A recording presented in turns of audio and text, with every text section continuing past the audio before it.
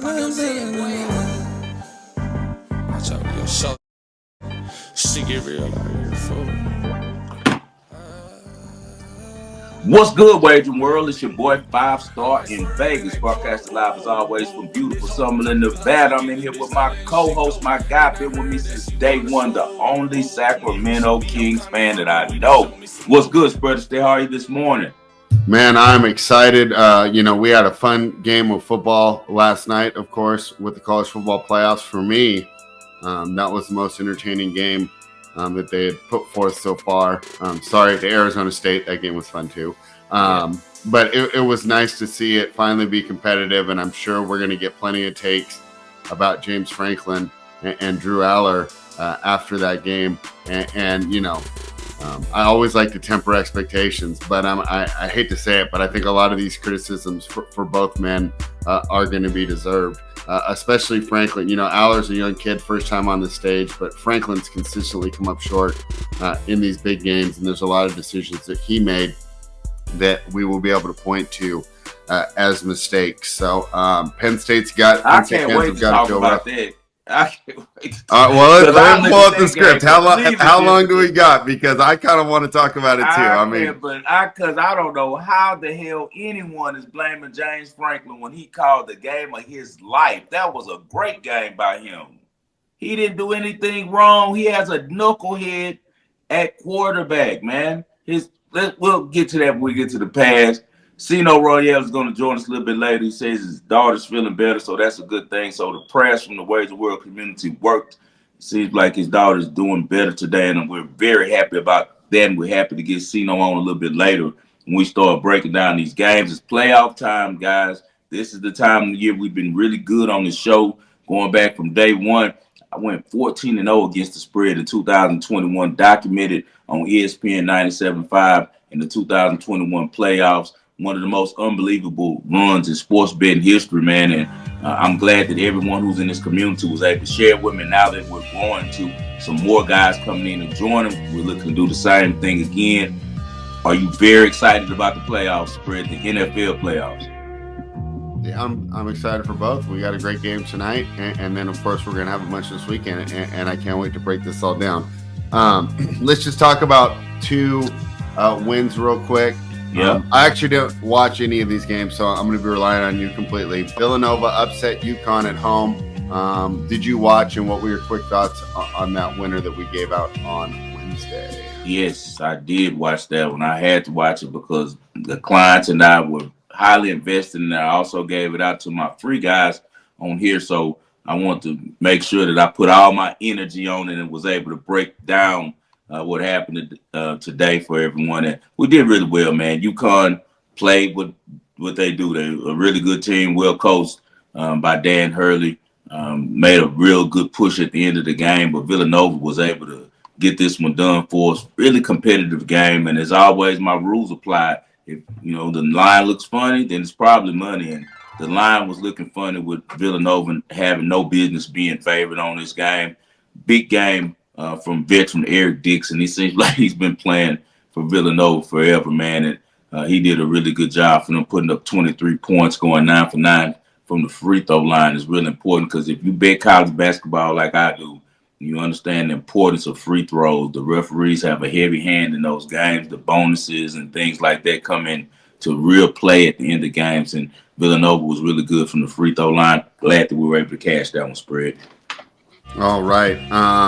You also cashed with two American players down under, Pagula, Keys. Talk about those two young women and what you think their prospects are for the upcoming Australian swing.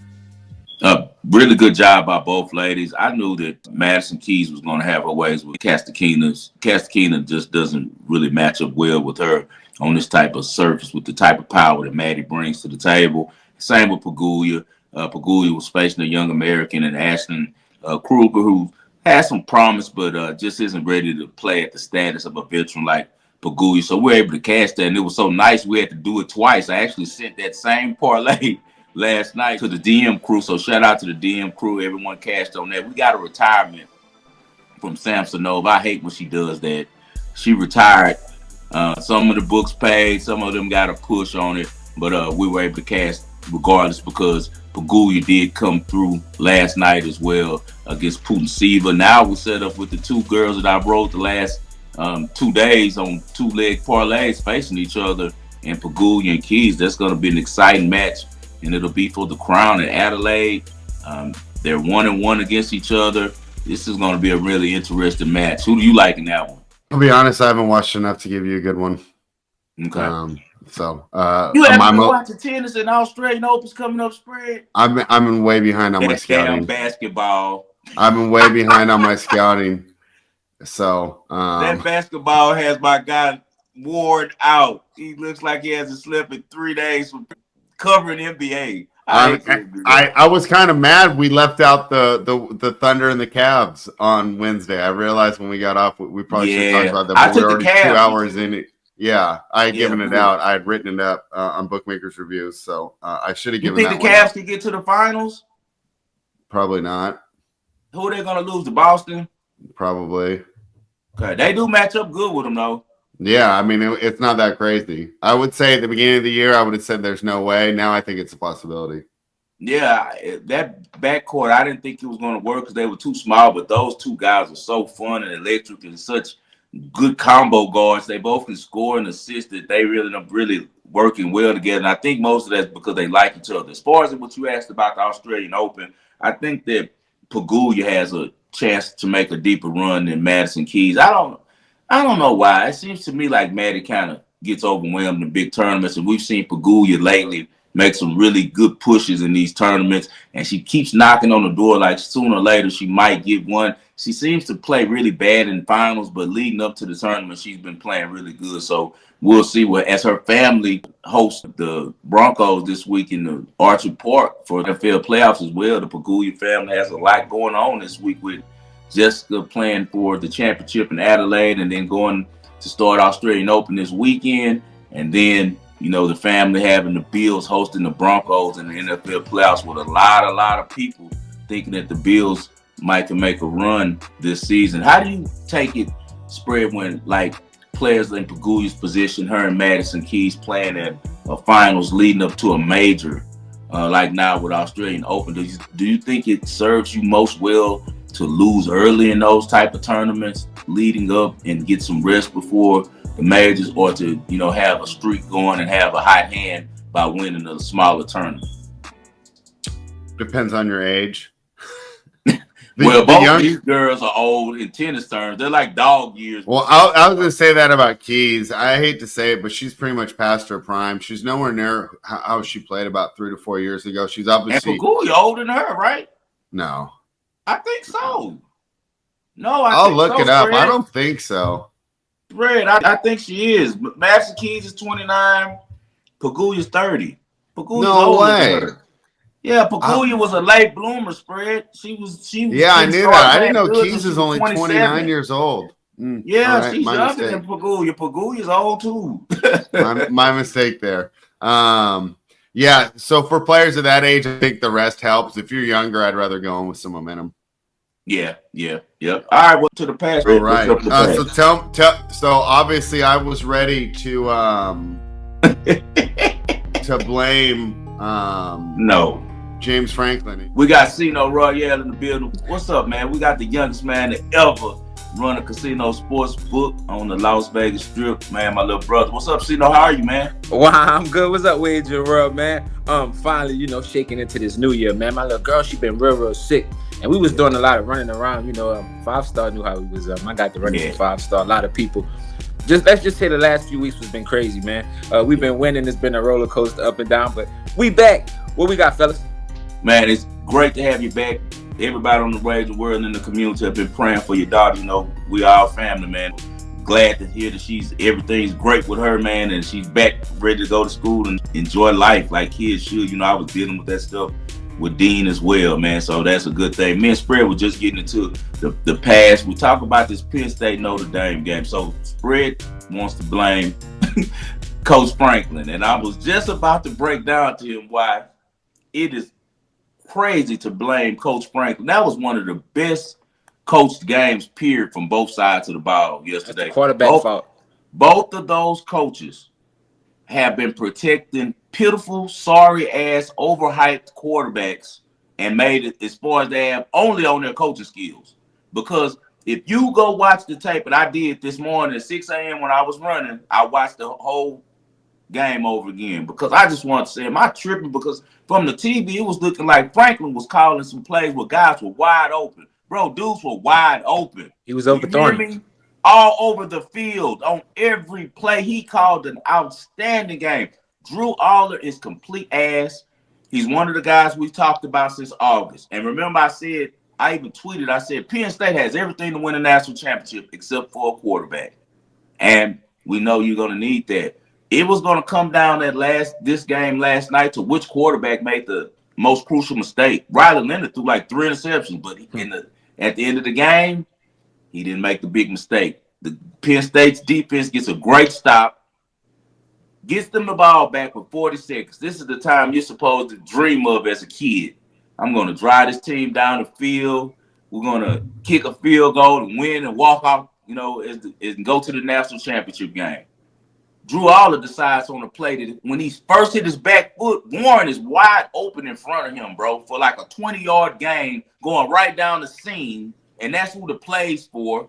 But he's seeing ghosts because he's been out partying the night before. I don't know if you guys saw that. He was on a yacht drinking and smoking and partying and shit, doing the Odell Beckham with the Giants right the night before this game. You should not be out partying, bro. You could have partied after the game, man. You supposed to be locked in. You already suck. You already can't see anything. And I'm so tired of these guys like Chris Sims with this bias in the media, man. Just say you don't like black quarterbacks, bro. Like, quit trying to make up all these other reasons why Will Levis should be compared to Bryce Young and to C.J. Stroud. How's that worked out? Now you're going to go on a national televised, probably most watched sports show in the morning, The Herd, and actually say that Drew Aller should be a better prospect, should be taken before Shedeur Sanders and Cam Ward. How dare you? And then yesterday we saw exactly why we know you're not watching any tape. Because when the season began in August, I told you guys it was a couple quarterbacks that were going to let down their programs. Drew Aller was at the top of the list for Penn State, Uiagalelei for Florida State, Dylan Gabriel for Oregon, Will Howard, he's coming, he's next, Ohio State, and then I also had on that list Max Johnson from North Carolina. That all these guys were big transfer guys they were bringing in, and all of them were going to let down their programs. Dylan Gabriel basically does the same exact thing that Drew Aller does, and is a dumbass, and the night before gets high and partying and stuff. Like this isn't the biggest game of his life, and goes in there and has a clunker. And then people want to give these lazy takes that it's Franklin's fault. Bro, y'all just piling up because for years people have always tried to say that Franklin's not a good coach, but he's a really good recruit, and he's not a bad X and O guy, but he coached his ass off last night. No one's going to tell me that it was his fault that they lost their game. They were in position to win, and their quarterback did some dumb shit. He ran to the left and threw the ball across the field, knowing that the most important thing within a minute with the ball, and you're going to either go to overtime or you're going to score. Protect the ball, man. But when you're out partying and doing dumb shit the night before, of course you're going to do stuff like that because Drew Aller makes bad decisions, and he has his entire career. He's been starting out for 2 seasons. This is unacceptable. 5-star. You pissed off. You must have had a lot of money on Penn State. Jesus Christ, bro! I haven't heard you like this in a long time. We had about 25 in the group on the first half and 20 on the game. So that just gave me chills, bro. But it was not. It wasn't Coach Franklin's fault, bro. No Penn State wide receiver caught a pass against the Fighting Irish. Like if you go back, that's all I have to say. They're wide open. Go look at number 5. He's open. All I have to say, yeah, he overthrew some people. They were wide open. And again, this is a football game. If no receivers are catching passes, you're not going. Come on, now, you're not going to win. And again, they just had to get up in field goal range. I'm watching the live line on that game. They went to minus 200 on the last drive before he threw the interception. The books thought they were going to kick the field goal, win the game. Definitely not Coach Franklin's fault. Anybody says that, they don't know. Did you see the pass that the first time that they were in the red zone at the end of the first quarter when Coach Franklin calls a play where the running back is in the flats wide open?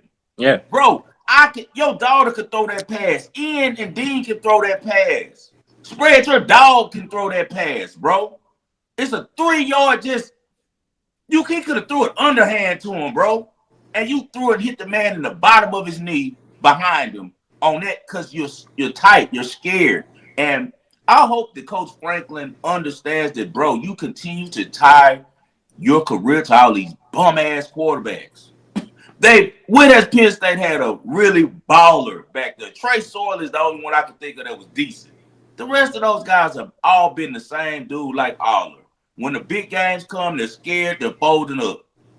So he needs to think about recruiting a different type of quarterback if he wants to have success, or he's going to end up losing his job and getting blamed for the play of the quarterback when he's calling some lights out plays. That was just that sickened to me.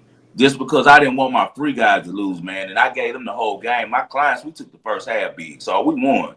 But I just wanted the free guys to win, man. It ticked me off that this guy made this coach look this way because I knew what the headlines were going to say today. Franklin can't get it done again.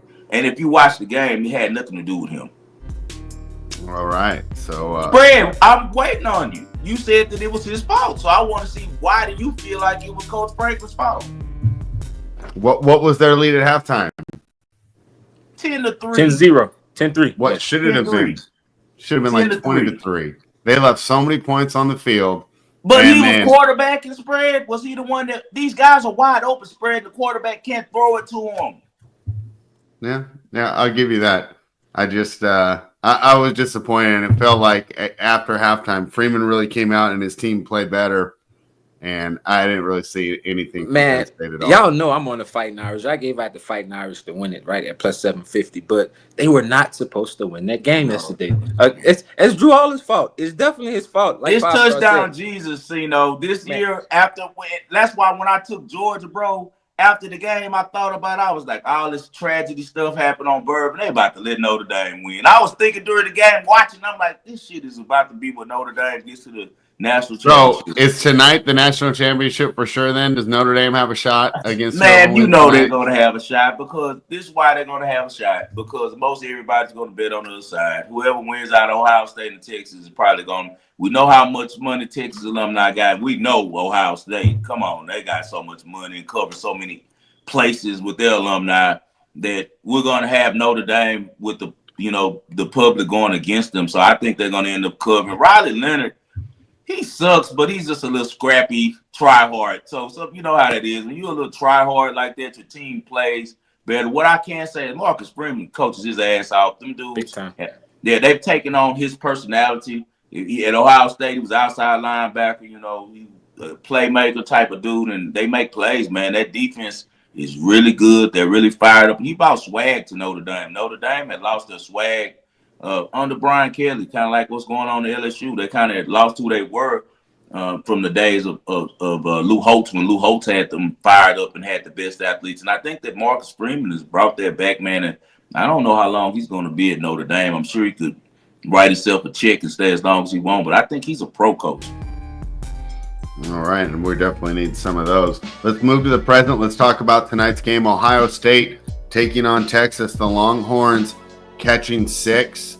A lot of news, of course, about the tragic fires in Southern California, but weather in Texas hasn't been that good either. I was talking to some friends down there, and they were saying a lot of the fans from Austin were going to have to drive up today. It was really bad all week there as far as the freeway system out in Texas. So it'd be interesting to see how that affects everything as far as the turnout for tonight's game. But talk to me about your thoughts here. Longhorns catching 6. What do you like, 5-star?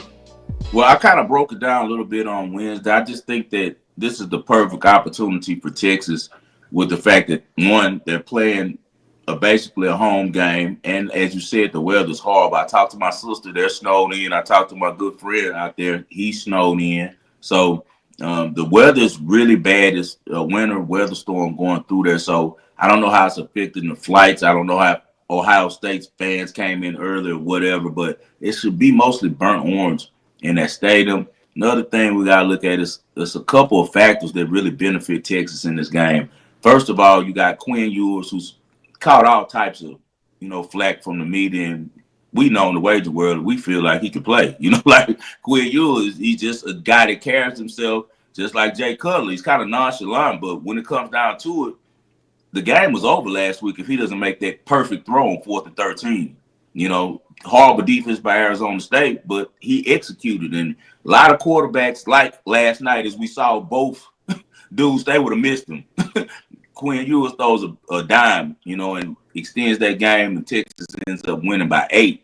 But their playoffs lives were over, and they were been upset and been all bad. So I think that they're more focused this week in practice. Ohio State has to be feeling themselves. They beat Oregon. Oregon was the #1 team, the team that beat them. That's basically was their national championship. So I expect Texas to come out a little bit more fired up than Ohio State. I like Texas early. I'm going to probably play them first half +3. As the game goes, I don't know if Ohio State makes adjustments. Ohio State's defense is strong, but so is Texas defense.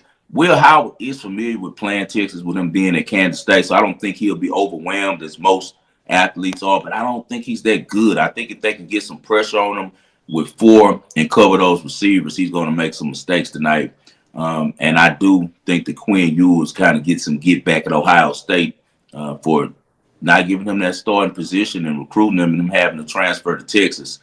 So I do like Texas with the points, but for sure I like them on the first half on this one. As I said, all factors just point to Texas being really in a good spot and Ohio State being a little overvalued. Tino, how are you approaching this game? 5-star broke that one down phenomenal. You got to put yourself in Quinn Ewers' shoes right now. Last game he played, didn't look like he was ready for the moment. He came out kind of shaky. And 5-star, if you wouldn't have made that pass, they wouldn't be where they at right now. So everybody thinks Will Howard gonna go out there, and continue to throw and play at elite level like he's been playing at. And again, they played against Oregon. They was all over Oregon, all over. What's his name? Gabriel. Yeah. Kept sacking him. I think they had I was looking at the numbers. What was it? 8 sacks. 8 sacks. That defense is definitely not about to go out there again. I think the offensive line gonna be gonna be powered, fired up, come out first half and do what they have to do. So 5-star, I'm with you on that one. First half Texas. Let's go. Let's go. All right, you guys ready to move to the NFL? Yes, man, let's get it, man. This the one right here, man. This our time of the season, man. All right. Houston Texans hosting the Los Angeles Chargers. I think I have an idea of where you're going to go on this one, 5-star. But go ahead and confirm it. Are you taking the home dog in the first game of the NFL wildcard playoffs? Man, last night, so I give out Penn State about maybe 4 p.m. Boy, you could ask Ski right now. We sitting on the phone watching the numbers. Right before tip, all the money was on Penn State. It flip-flopped. It went. But you want to know something that's crazy? I was watching the same thing because I gave out Penn State also. It flipped, bro. Everybody went down there and betted, bro, after we gave it out. So that's why, man, on this football, I be feeling some type of way about my picks on these because I don't want so much money flowing in on it that it not flip the market. Because if you know, like we know as guys who analyze this and been doing this a long time, the market matters, bro. The market matters, bro. So if the market stays the way it is right now, I gotta be with the Texas money line. That's what it's looking like right now because these teams are evenly matched, bro. It's gonna boil down to just how the game's called, bro. Basically, like we're gonna just be real about it. You got a Chargers team who don't have any wide receivers going against the best defensive backfield in the NFL. You really gonna trust the kid from TCU that has iron gloves to all of a sudden now be catching everything because last week he did. I'm not trusting him in that situation. And Lad McConkey is still a baby, so he's a rookie. So we'll see how he shows up. Also, they're hurt with J.K. Dobbins. Are they going to have both their tackles spread, or is Rashawn Slater playing? I think he is. Okay, I know he was banged up. I know he missed last week, but I think that was just to get ready for this week. I think that there's so much hate on the Texans right now that this is really a sweet spot for the Texans, man. Early morning game at home. Everybody just saying how they suck and they're the worst team left in the playoffs and all this. It just seems to be set up perfectly for me because CJ Stroud has became a company man. He's just like Mahomes, bro. We watch him every week and we watch the numbers.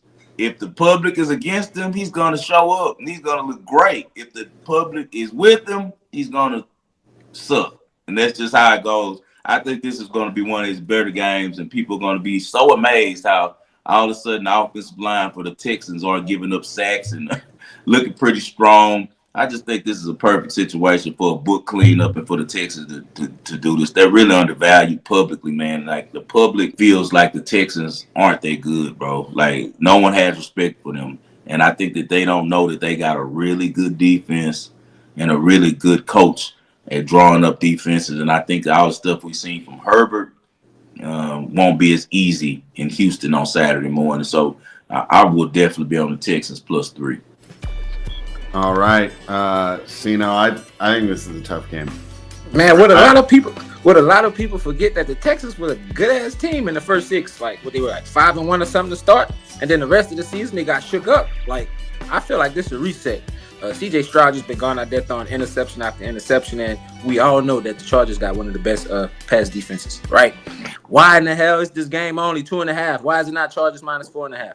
Like, I don't give a. You can't say the Chargers are 6 points better. What? Who is Tank Dell playing?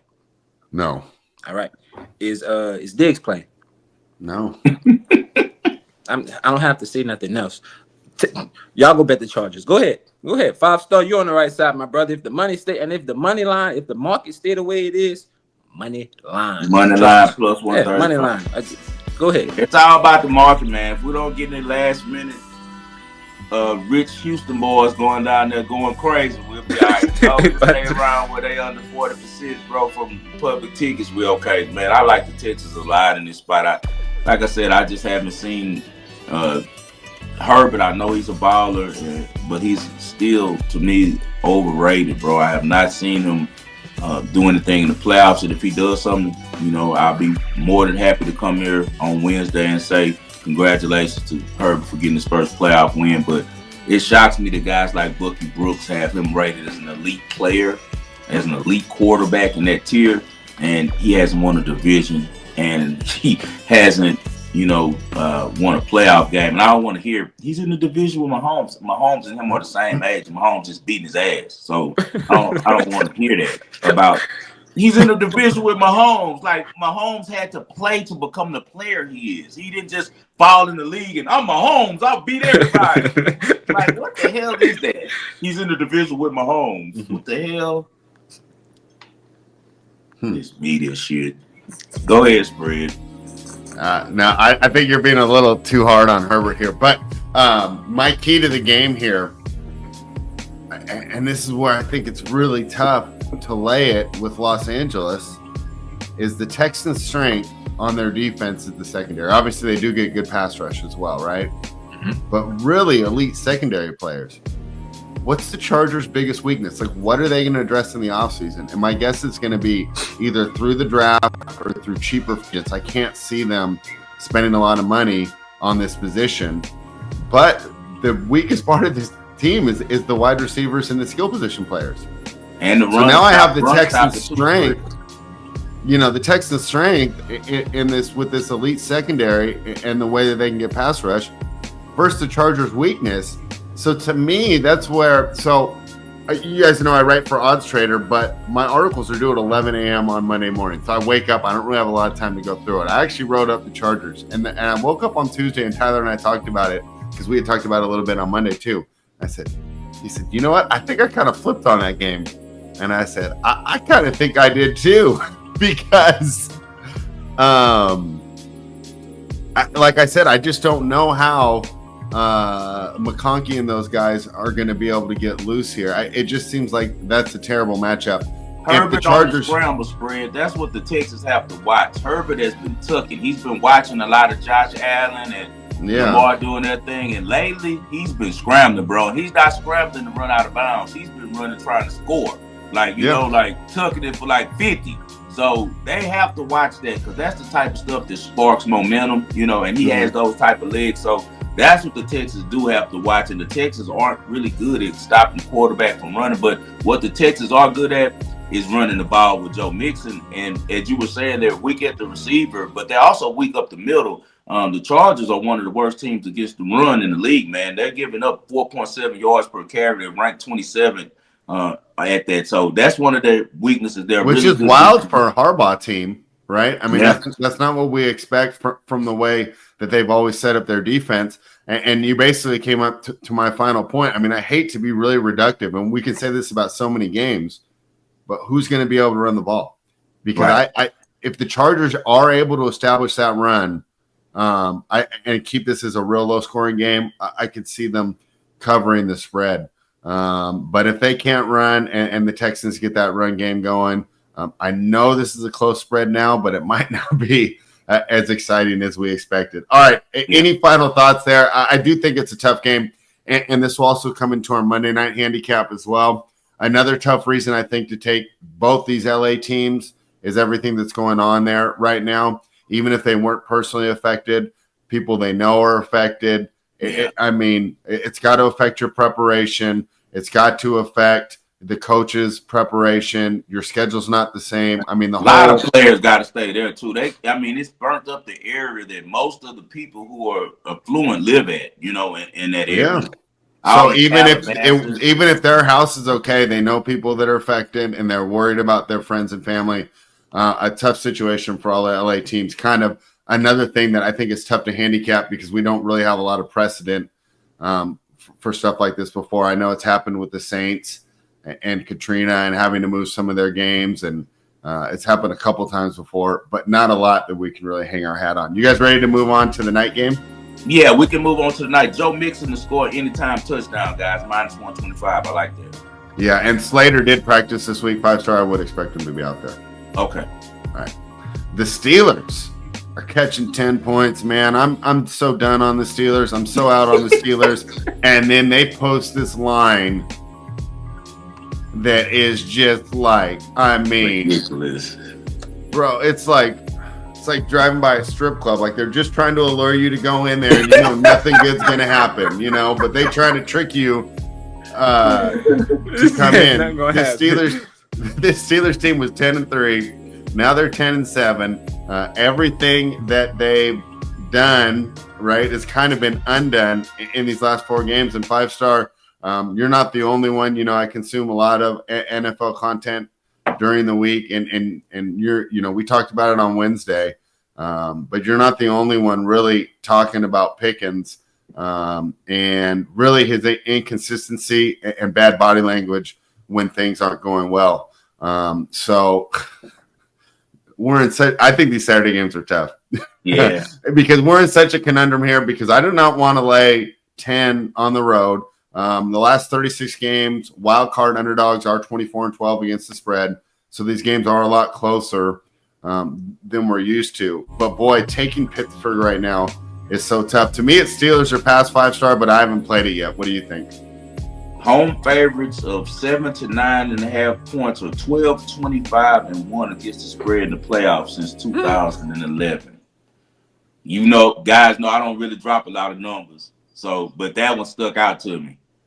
So I was looking at that because I really like the Broncos. We'll talk about that a little bit later with the points. Man, the problem with the Steelers is Mike Tomlin. How the hell can you say in a division matchup against a team that he's owned over the years, no matter how bad they're playing, when it's win or go home, that I'm going to think that he's going to get beat by double digits against a quarterback that he's really confused over the years. You know what I mean? So I'm not playing this game, but I like you, Spread. If I was going to play it, I'm playing the Steelers. I think I'm going to watch it and try to bet it live. It's one of those situations where, man, maybe I bet the Steelers money line before the game started, and I already got plus 400 in my pocket, but I see Lamar come to play and go grab my money back, because the first half is going to determine this game, in my opinion. If the Ravens get off to a fast start, it's going to be really difficult on the Steelers to come back.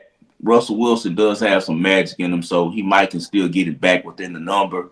But, boy, if the Steelers start out fast in the first half and now that pressure's on Lamar and he's thinking about, one, I've sucked in the playoffs and everyone's ready for me to go home again, and they think that I'm not a good playoff player. And then also, exactly, man, the Steelers have beat my ass a lot. You know what I'm saying? Like he got over the little curse just last game. You know, they kind of got right 34-17. But before that, Tomlin had beat him, man, 8 out of the 9 times. So I just think that you got to be careful with Mike Tomlin, man. I know he doesn't have everything he used to have with Big Ben and all that at AB, but man, he's a hell of a coach with that many points, and it's something that he's going to use to fire his team up. And head to head, the Steelers are 8-2 in the last 10 against the Ravens and 7-3 against the spread. So it's a stay away of the Steelers for me.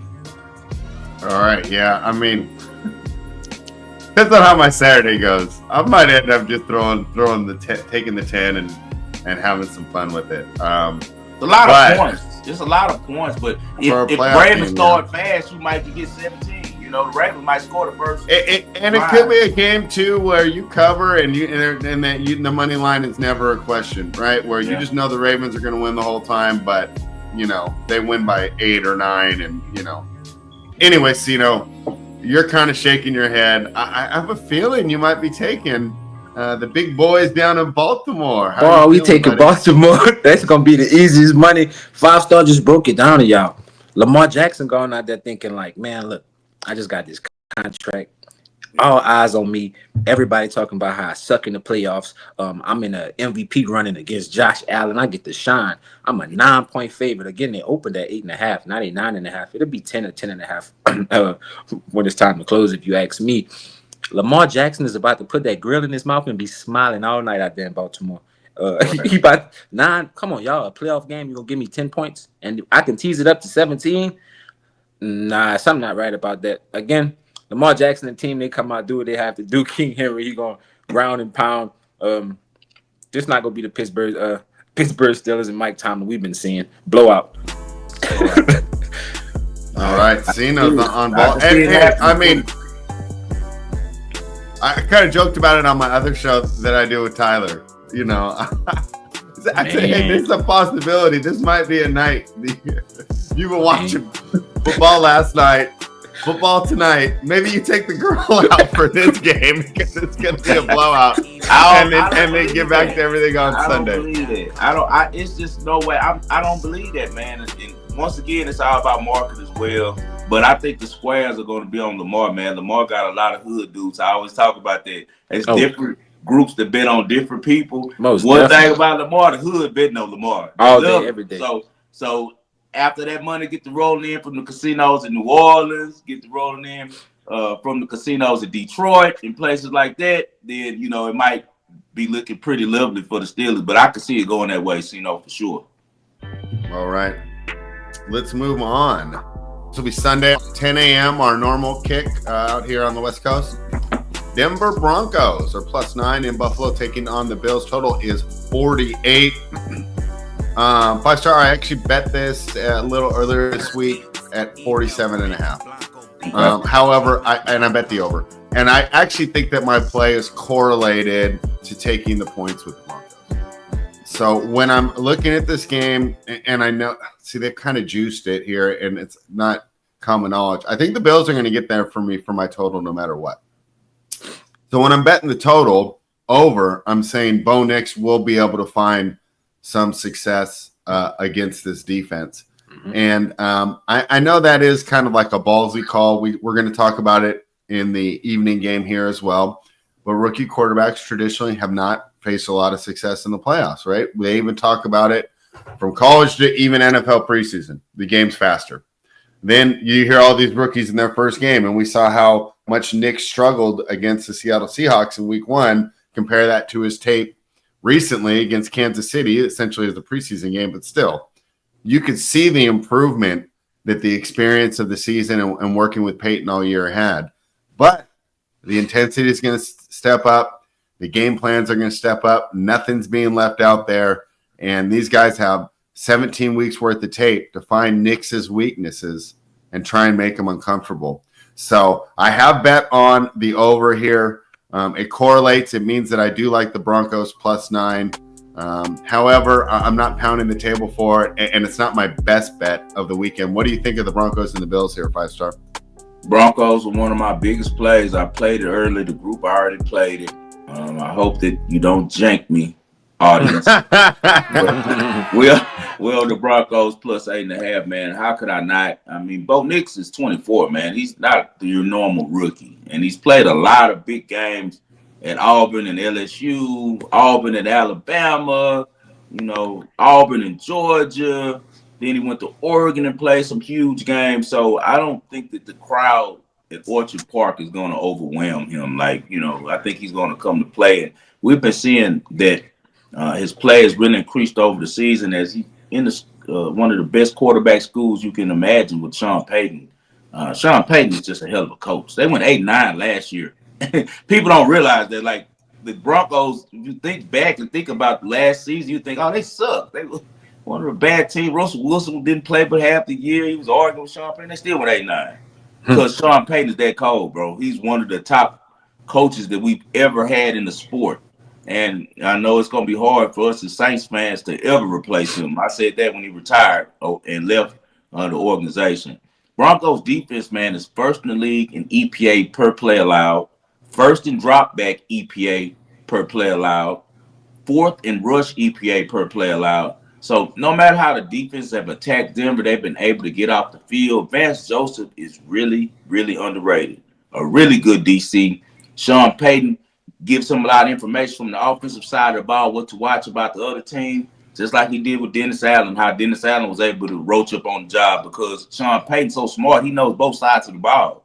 And him and Vance Joseph do a really good job with that defense. When you think about the Broncos, you think about their defense, man. And defense travels. It doesn't matter where it goes. Sean Payton is 4-1 against the spread as an underdog in the playoffs. He already went against McDermott with a lesser team last year in the same situation, went up to Buffalo and won the game 24-22. Just because that defense was so good at being able to contain Josh Allen. Josh Allen did not play good against Vance Joseph defense last year, and they're better this season. The scheme he had last year held Josh Allen to only completing 15 passes, 177 yards, 2 interceptions. And also they kept him, in check on the ground. I don't know if he was injured, but he only had 13 yards on 4 carries. So that doesn't sound very Josh Allen-like. I think that it's more super smart scheming by Sean Payton and that staff. I just trust Sean Payton, bro. I'm not going to think that Sean Payton's going to lose by 9 points, especially with the momentum that the Broncos bring into this game. Denver's going in this game thinking they can win this game, bro.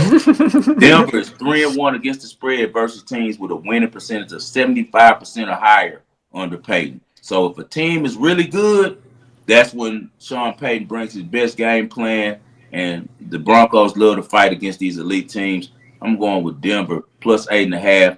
And you guys love Josh Allen so much in the media, he might be going to Cancun on Monday if he's not careful.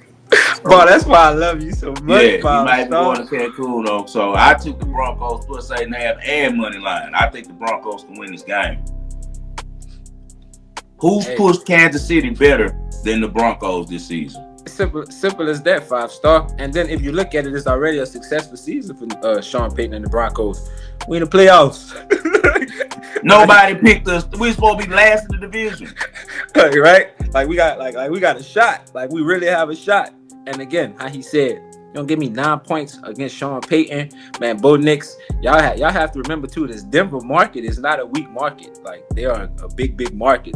Denver is about to be good within the next few years. They're going to make some noise, and I think this is going to be the game that sets the stage. 5-star, that's a phenomenal play. Those plus 9, y'all. That's the first official play from Cino. I'm back, baby. Yes, sir. Broncos plus 9. Let's go, Sean Payton.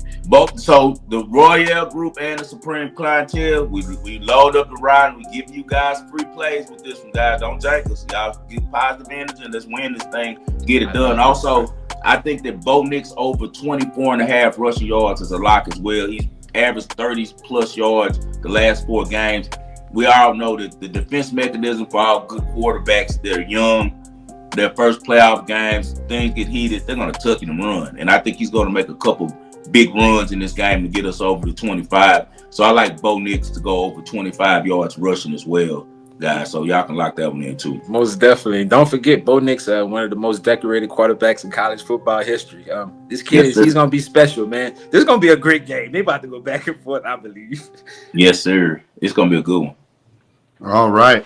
Another good game is going to be a rematch of the week 1 game that took place down in Brazil. I don't know how much we can take from that game, Right. but I think that's an interesting conversation to have as well. But I'm talking about the Green Bay Packers, who are catching 4.5 in Philadelphia, taking on the Eagles. Totals 46. Injury concerns around both quarterbacks for this game. Jalen Hurts, man, he's been in concussion protocol for a long time. Starting to really get concerned for that young man, and those who watched the show know that I'm a fan of Jalen Hurts. I remember 5-Star got mad at me a couple of years ago when I said, even though we all bet the Chiefs, I started rooting for Jalen Hurts. Yeah, man. What against my money because I just like the way he plays so much, man. I'm no rooting emotions my have been spread. He's such a likable guy, and it just would have been a great story. Okay, now on the other side, Jordan Love's got either hand issues or elbow issues. There were concerns about him gripping the ball. Then they close practice. Then video gets out of practice. The video looks pretty good. Could be some gamesmanship. Could be that he's really hurt. AJ Brown's missed practice this week after not playing very much in the playoffs last season. A lot of moving parts going around this game. 5-Star, do you have news on these quarterbacks? Do you have news on AJ Brown? And how are you approaching this game? Because if I knew that Hurts and Brown were 100%, I would have smashed the Eagles. But this concussion thing is lingering along, and we've seen it before, most recently with Tua, who ended up being pretty good. A lot of times the first game back from a concussion isn't a quarterback's best. Everything else about me in this matchup loves Philadelphia, though. I like the way that they improved during the season. I think they've gotten much better, especially under Fangio, since that week 1 game than Green Bay. Not that Green Bay hasn't had a great season. But Philadelphia's really come into their own, especially on the defensive end of the ball. I remember kind of railing against them when they were 2-2. And since then, Fangio's continued to implement schemes and versatility for their players to make them look successful. Tough one for me. I lean towards the Eagles here, though. How are you approaching this one, 5-Star? I'm not in any way going to, give up any points with Sirianni against Matt LaFleur in the win-or-go-home game. I just trust Matt LaFleur more as the head coach. I don't know if they get it done, but I think that Matt LaFleur can definitely keep this game within the number, man. He's just that type of coach. He's going to have a brand new offensive game plan for this one that the Eagles have never seen before, and it's going to attack their weaknesses. Rematch of a really good game early in the year that's probably should have never been played because Jordan Love has never recovered. It seems like he got hurt at the end of that game and been hurt all season, off and on, a little different nagging injury. So he's going to need an off season to get back right. But the Green Bay Packers are ranked 3rd in the NFL in net yards per play at 0.9, and that number's the same on the road. That means that they're the best in the league offensively per play, and I believe that. Such a diverse offense. You can run Josh Jacobs, man. He's getting gaping holes. They were 2nd in the league in running the ball, and they're all pure yards, but Jordan Love does not scramble. So probably the best run attack in the NFL. And if I got a good running game and a quarterback like Jordan Love and a coach like Matt LaFleur, I'm not going to fade them and lay almost a touchdown against them. The key to stopping the Eagles is stopping the run game. And the Packers are really solid against the run. A lot of people don't know that they allow the 3rd fewest yards per carry in the league. They're also 7th in opponent rush EPA, and they're 5th in opponent rush success rate since week 10. So they've been shutting down the run really well of late. Both quarterbacks, as you said, are coming off of injuries. But Hurts being in the protocol is a bigger issue to me. Hurts is one of those guys that's a rhythm guy, man. He's not a smooth passer and a natural thrower, bro. So he has not been getting any game action. I for sure be on the Packers first half. Like, I can tell you that anyway, because the Packers started slow the last couple of games. The Eagles have scored, I think, 1 touchdown in the first quarter all season, maybe 2. And the first one they got was in week 15. I know that the Eagles defense has been good under Big Fangio. Came a long way since they met each other in Brazil. two rookies though in the defensive backfield, Cooper DeJean and Kenyon Mitchell. Both have played well, but they're still rookies. So I think that Matt LaFleur will be able to exploit them. Then the other guys in the secondary are both risk takers, and Darius Slay and C.J. Gardner-Johnson. C.J. Gardner-Johnson is food. If you can get him isolated right, which I think that Matt LaFleur will be able to, you could take advantage of him. In the past game. Now the question is, as always with the Packers, will the receivers catch the ball when Jordan Love throws it to them? So, and just a situation of two really good teams. You guys know I got the Packers to win the NFC, and I still believe they can do it at 7-1. So I think that the Packers can go to Philadelphia and definitely make this a game. I just trust Matt LaFleur to have those guys ready to play, as we saw last year when they went to the Cowboys with the 7th seed and upset them. So give me the Packers +5 in the Packers first half on this one. All right. Like I said, I didn't play it, but I'm leaning the opposite way. A 5-star here. Break the ties, If I had to play it, it got to be the Packers with the points. Again, Nick Sirianni be making some crazy decisions, and the Packers ain't been a dog that many times on the road. If you go back and look at the numbers, and they played against the big bad Lions on the road, and they were underdog, and they only lost by 3 points, a field goal. So it's a playoff game right here. I definitely think Jordan Love and the gang will go up in there, turned up, man. And I think this game come down that field goal. You gonna give me 5 points? Packers +5. Let's go 5. Let's go. All right, you guys both on the Packers. I'm sitting here on the other side. The Packers were only an underdog twice on the road. They've been beat up all year, spread, but look at that offense. Like, do you want to face that offense in the playoffs with the way the Kraft's playing the tight end, with the way they're running the ball, the type of play calling that we know that Matt LaFleur has, and he has a real trigger man. We've seen Jordan Love play a lot better in big games. He's one of those guys that plays really well in games that matter. Yeah, and like you said, this game, I really, really feel it's going to come down to Saquon. Spread, you made a great point. Quarterbacks come back after that concussion protocol. They're not too shaky, so I think that it's going to be a lot of ground and pounding. Jordan Love, 5-star made me realize that, man. Ball on number. If you putting that on number and the receivers are catching, night. They can't have any big drops early. That's what's going to determine this game, because I guarantee you in the first quarter when the Packers get the ball, Matt LaFleur is going to drop something so beautiful where somebody's going to be wide open. And Jordan Love is going to put it on them. But we've seen so many times this year, he or Romeo Ives, they've been dropping balls left and right. Christian, he's hurt though. Christian Watson, they drop too many balls, man. I trust Kraft more than all those guys, but maybe Romeo Doubs comes to play. When he wants to play, he's a real number one, but man, he hasn't looked like this season. Something happened early in the year with him and LaFleur kind of getting into it with him not getting the ball, and it's made him drop off because he was Jordan Love's number one option the year before. So we're going to need them guys to get on the right page with each other in order to cover this one, because the Eagles are a really good team. Hey, y'all, man, don't be surprised if the Eagles get eliminated. I wouldn't either. Don't be Somebody surprised. going home this week is not supposed to. That's Man, guaranteed. One of these road Packers are dogs tough are on the road, y'all. Trust me. one of these road dogs going to win. Yeah, I think where the Eagles really have the advantage, though, is going to be on the line of scrimmage on both sides. I do think the Eagles' offensive line is so good, and Packers have shown some problems stopping the run earlier. And the way that Eagles defense has been playing, Fangio's really got him dialed in. So it's going to take a great performance from Love to get it done. But to me, that's some must-see TV here. The Washington Commanders. This game's interesting as well. The Washington Commanders are +3. They're in Tampa. They're taking on the Buccaneers. Total's 50.5. Jaden Daniels played against Tampa to start his NFL career, his first professional game. Didn't look too good. Tampa did a great job shutting him down. Buccaneers get the win in that game. Kind of like our Eagles-Packers, though. It was in week 1. So Daniels has improved a lot since then. He's got a lot of experience, and we've kind of seen the ups and downs with this Commanders team. At one point, they were first in the NFC East. Maybe a chance to have a top seed. Eventually, the flaws in their defense, I think, kind of held them back a little bit, and Daniels got a little banged up and kind of went through, and to me was an injury-related slump during the middle of the season.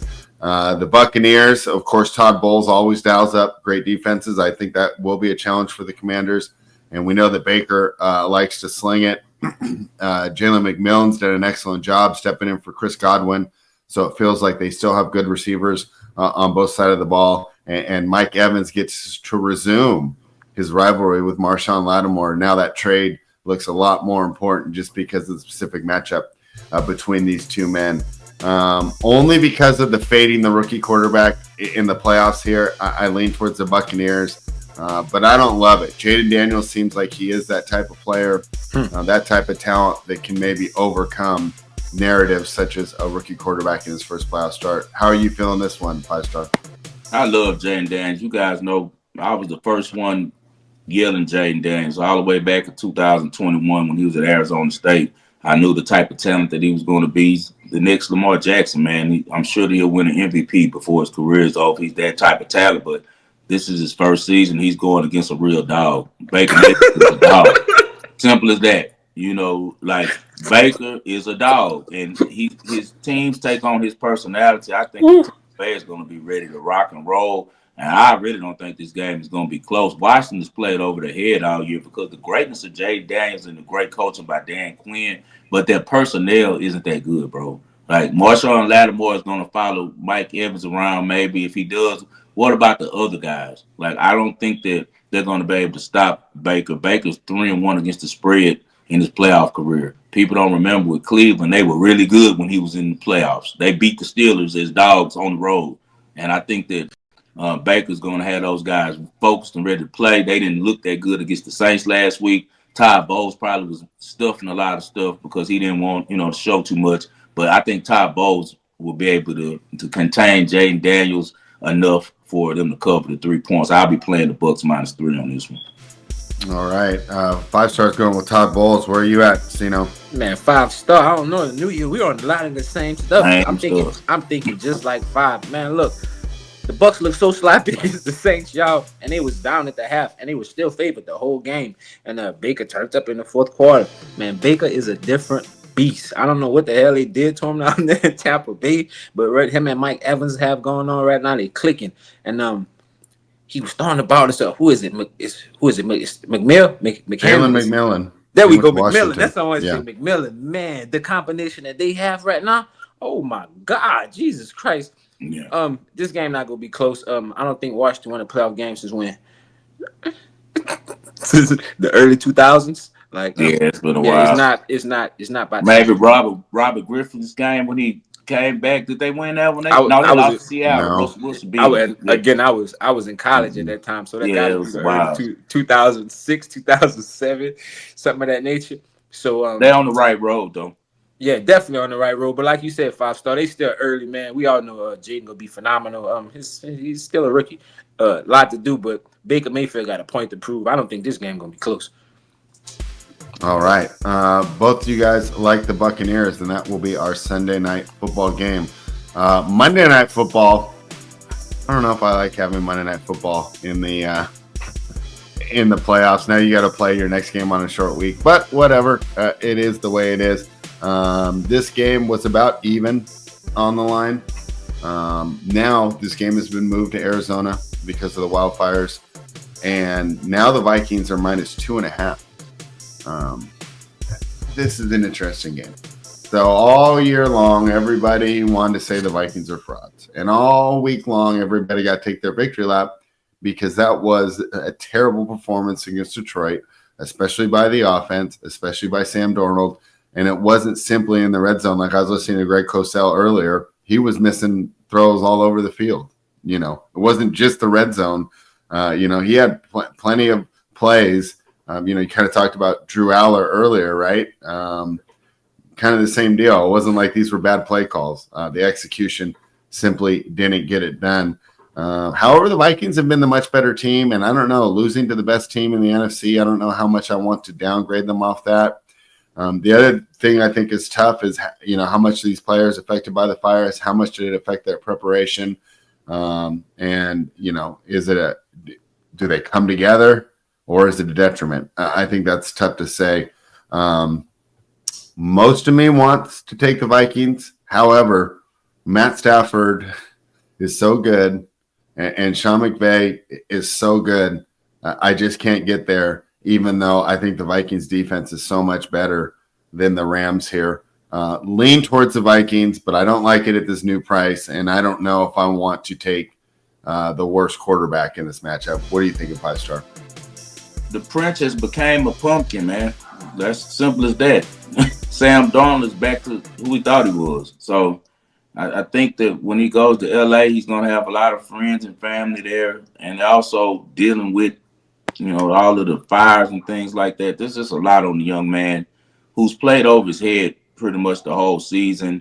I think that the Rams pretty much already laid the blueprint when they beat them earlier with how they're going to beat them. That defense for the Rams is really underrated. Last week they didn't play their starters because, of course, the game didn't matter. But let's look at the last 3 games from that defense. They've held opponents to 6 points, 9 points, and 9 points. That's pretty good. I think that defense is shaping into form. Jared Verse is becoming a factor on the defensive end side. One thing that troubles me about any time I'm dealing with a Minnesota game, even if they play well in the first half and get up, when things tire down and their pass rush and their blitzes and getting there, they are not good at stopping the pass, man. They're slow in the defensive backfield, and we got probably a top 5 wide receiver group over here with the Rams. Cooper Kupp, Puka Nacua. Is DeMarcus Robinson playing? I know he got a no, but Jordan Whittington's been playing really well lately, so okay. I don't know how much of a drop-off that is. Okay, so we got that going, and then we got my guy Sean McVay. Sean McVay is a Super Bowl champion, one of the better coaches in the NFL playoffs we've seen. I think McVay had these boys ready to play. Give me the Rams plus 2.5. Sino, where you landing on this one? Man, after the way the Vikings played against the Detroit Lions, everybody gonna be on the Rams, whole world. So yeah. I lean the other side. I think Sam Darnold get his shake back, and I think they money line, but I really, really like the over in this game, to be honest. I like the over 48. I think both teams gonna come out and give us fireworks. It's gonna be a standalone game. They go back and forth. So it's a coin flip, yeah. In this game right here, yeah, let's just play the over, because again, I think Sam Darnold will do what he has to do personally, and since my guys love the Rams, they gonna have to keep up. So it's gonna be a back and forth game. Definitely, I like the over in this game right here. Sino, another official play. Yeah, I mean, we talk about sports. One thing we like to do is buy low. Definitely a buy low spot on the Vikings. Feels like a lot of people were fading them all year. They got vindicated last week. And so, it kind of comes down to the question, 5-star, did the Prince turn into a pumpkin, or was last week the aberration, right? I mean, Jared Goff threw 5 interceptions against Houston. Mm-hmm.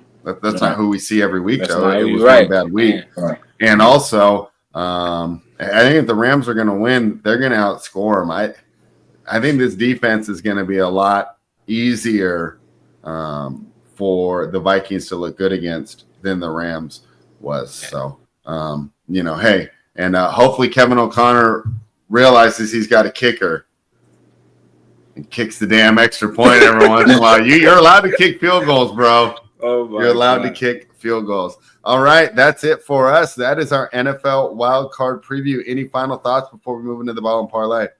Nope, let's do it. All right, yeah, if this wasn't going so long, 5-star, I would get into some more draft talk with you, because now it looks like Deshaun Watson might miss 2025. Maybe Cleveland. Bro, how in the hell did you look at that the exact same time? I was just reading that from Lance Erline. Wow. I saw it right before we came on. I got to sneak it in because remember we had talked about whether or not Cleveland gets a quarterback. I think maybe now they'd have an excuse to get into it. But we'll talk about that next week. We'll have plenty of time for draft talk. Let's move into the ball and parlay. Sino, haven't seen you for a while. Start with you. Give the people what they want. Man, y'all, I've been all over the place, y'all, with this stuff right here. I'm not even gonna lie. Hockey. I've been playing a lot of hockey lately. I've been on the ice. Got to switch it up a little bit when you call it other sports. But after what happened with Penn State last night, we're gonna stay away from the football for a little while. Nah, for real. I don't know how they didn't win that game, y'all. And y'all know I love Notre Dame. But we're gonna ride the San Jose Sharks, man. They playing against this new Utah hockey team. Utah, they still trying to figure it out. They are so inconsistent. And I just feel right here, it's a great price. So let's take the plus 1.5 with the San Jose Sharks. All right. Go. Zeno, giving out a hockey pick might be the first time on this show. I don't remember if we've No, ever it given is. out a hockey No, pick. no. I gave out a hockey pick. It was the Rangers. We won that one. Yep. So it's my All second right. hockey pick. Looking to improve on his undefeated record in NHL. 5-star, what's your football and parlay for the weekend?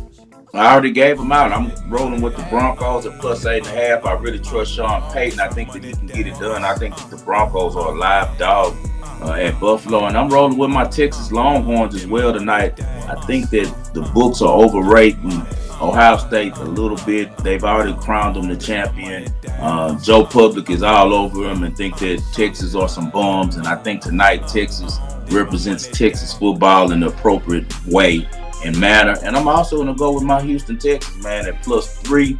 I think that that's a great number for to be at home. They're saying that the Chargers are 6 points better than the Texans on a neutral field, and there's no way in hell that that's a fact. So 5-star gave you 3 plays right there. Texas Longhorns plus 6, the Houston Texans plus 3, and then also, as I said, I'm rolling with the Broncos on Sunday plus 8.5. All right, correlated play. I'm taking the over in that Broncos game. I do think that Knicks will be able to have some success against Buffalo. And, Buffalo, they're going to hit their team total for sure. So give me the over in the Broncos versus the Bills.